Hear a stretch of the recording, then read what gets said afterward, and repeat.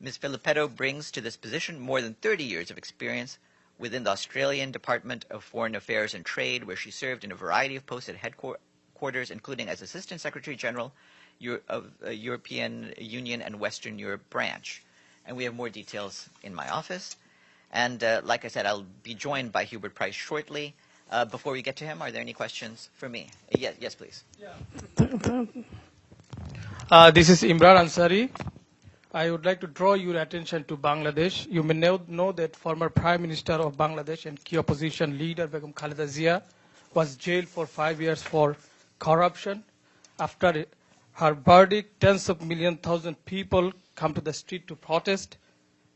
And against this political motivated verdict, police imposed 144 and used live bullet to demolish this protest.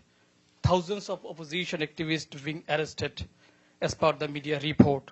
You may know that general election will be held this upcoming December, and political expert already told to the media after his verdict, it is the process to eradicate Begum Khaleda Zia and her son Tariq Rahman from the general election.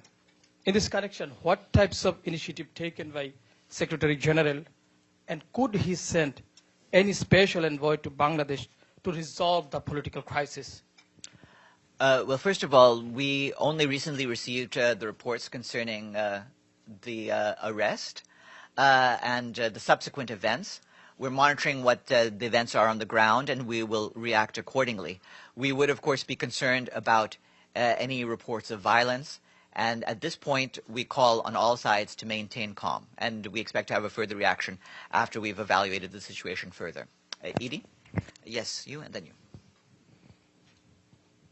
Thanks a lot. I wanted to first to follow up on Bangladesh. I mean, you'd said this arrest took place some time ago, and various countries have put out already travel warnings. So I'm wondering, at a minimum, does the UN, with its country team there, have they taken note of what's taking place in the street? I've told you what I've got on that. And given that there's live fire, you say very recently DPKO put out a statement thanking Bangladesh for its peacekeepers, and I'm sure they've done great work, but there's been repeated issues of abuses by the security forces, or seeming abuses, killing of civilians, use of live fire on protesters. Can you describe what vetting goes on, and the recent spate of these thank you messages put out by DPKO? Are they in any relation to the vetting process that's going on, or issues that have arisen in various delegations, contingents of peacekeepers? All peacekeepers are vetted to make sure that they have not engaged in any practices that involve the violation of human rights, and we go through that on a country-by-country basis. And so have there been any Bangladesh peacekeepers blocked in the last 5 years, given the events in the country in which units by name have taken place in crackdowns on their own civilians? We raise all concerns with any particular members of incoming peacekeeping troops with the troop contributing country to make sure that no one is deployed who does not meet our standards. Yes, Pam. The Secretary General, before